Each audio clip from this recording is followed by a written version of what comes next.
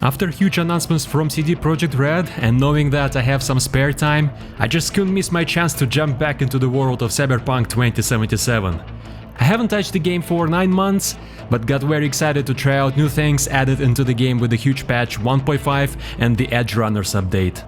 In this video we are going to talk about the current state of the game, drive around the city and get into trouble. Thank you all so much for watching and I hope you're gonna enjoy this video.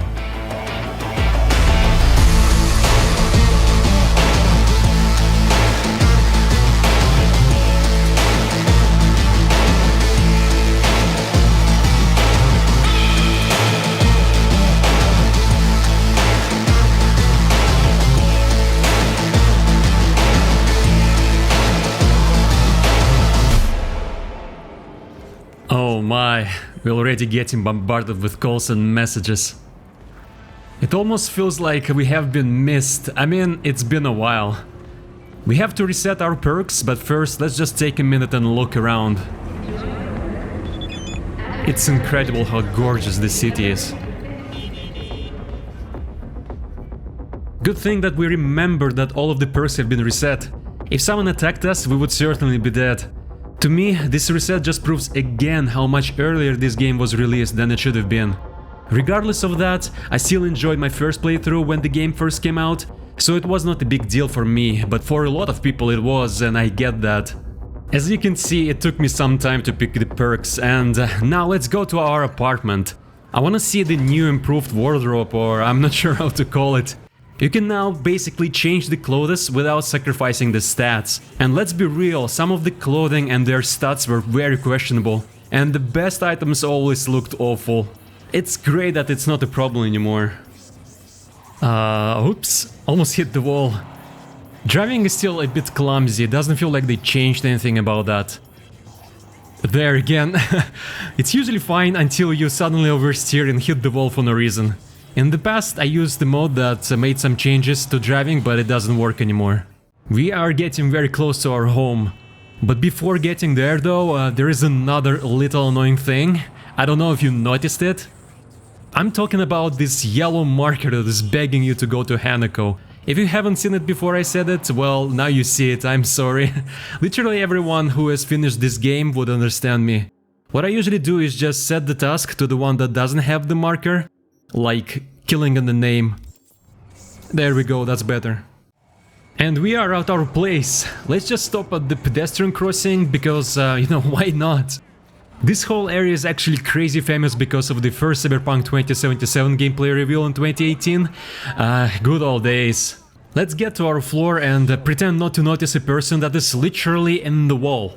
Nothing extraordinary there.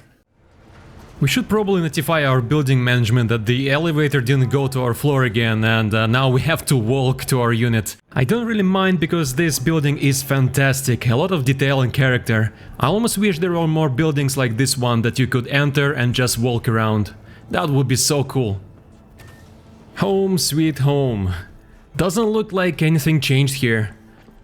Here's a wardrobe and oh, here's free money, we'll take that. Let's check out this new wardrobe system. So we can have up to 6 outfits that can be equipped at any time, even outside of the apartment. As I can understand, it actually saves all clothing that you find. Even if you sell it, you can still equip it in the wardrobe at the apartment. That's awesome. Oh, and the stats will stay the same no matter the outfit. Okay, what else is new here? Ah, right. Players can now change their appearance, which they never actually see in the game except by looking in the mirror. So let's take a look. What in the fuck? Oh hey Johnny, why are you so breathtaking? You're breathtaking! Sometimes a glitch happens, we'll have to look into the mirror again. The appearance menu is exactly the same as when you start the game. We can completely change how we look if we want it, not this time though. I only wish this could have been done when you visit a hairstylist or some sort of tattoo studio, you know, and not direct at home. But hey, this is a much asked feature and I will use it for sure in the future. A few more things that I noticed were added with the updates. Players can now purchase new apartments in Night City. It can be done by approaching them on foot or from V's computer. Oh look, Panam sent us a photo of Tank Crew and a dog, that's awesome. The apartments are on Easy Estates website. There are 4 new ones and I really wanna get this one for 40,000 ADs. It is also possible now to do the makeover of the original apartment for 10k. I don't know if I'm gonna be doing that, but cool that it's there. And look what else I found. Night City Public Transportation System website, which is not functional as the public transport itself. We all know that a lot of features are still missing from the game that were promised before the release. It is sad, but what can we do? The world is still fun to explore though, so let's get out from the apartment and go somewhere.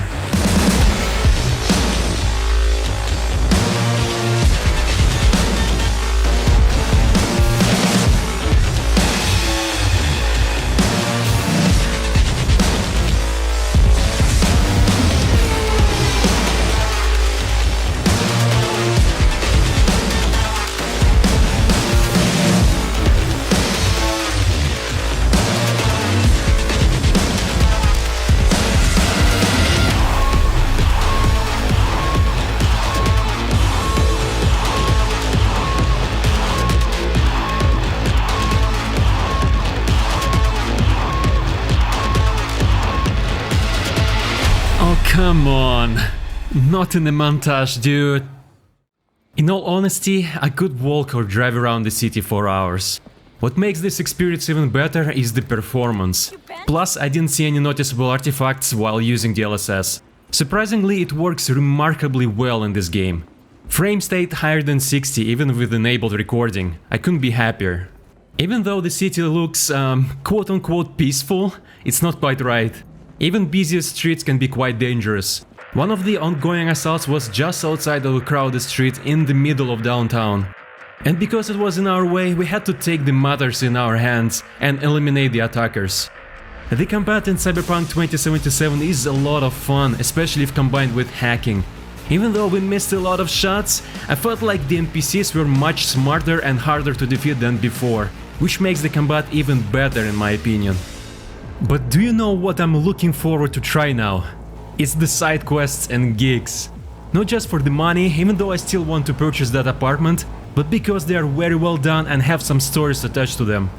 They also kind of reminding me of those X missions because the majority of them can be approached differently, stealthily or with the guns blazing.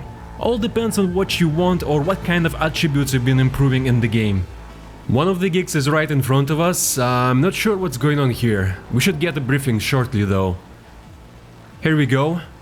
So, we need to help out Tiny, one of Regina's guys. Militech got him pinned inside of his apartment and as Regina says, Tiny is badly wounded, so let's go and rescue him.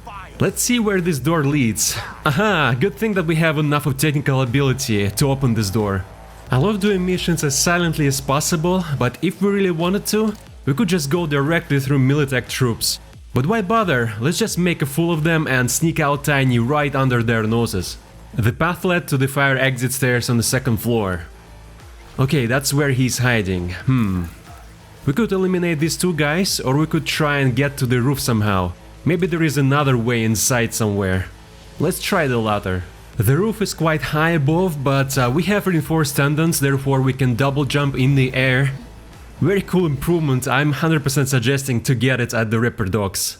Not gonna lie, I spent around 5 minutes jumping up and down on the roof, because I didn't exactly know where to go, but finally found the way in. Ah, here's Tiny. Me. Puffer. In the back. Got it. Let's get him some meds.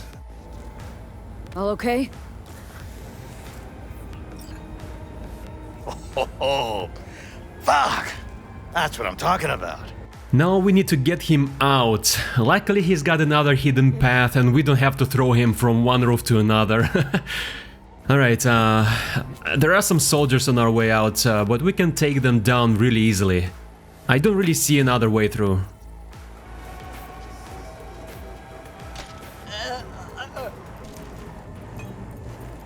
One is done.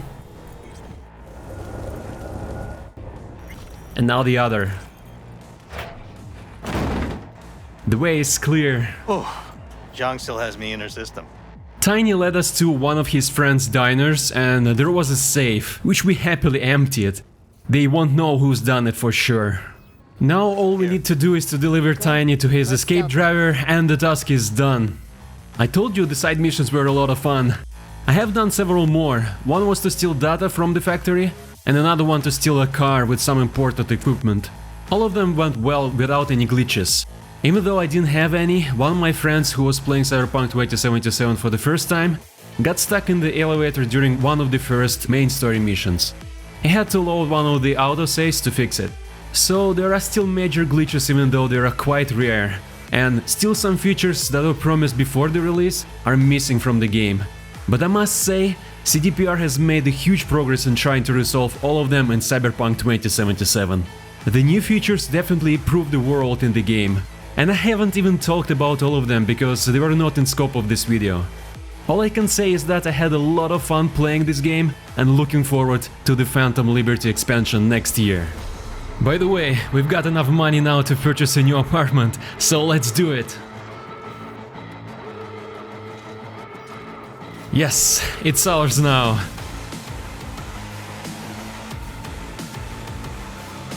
I hope you enjoyed the video, and if you did, do not forget to press like and subscribe if you still haven't. Also let me know what you think about it down in the comments. Thank you all so much for watching and have a good rest of your day.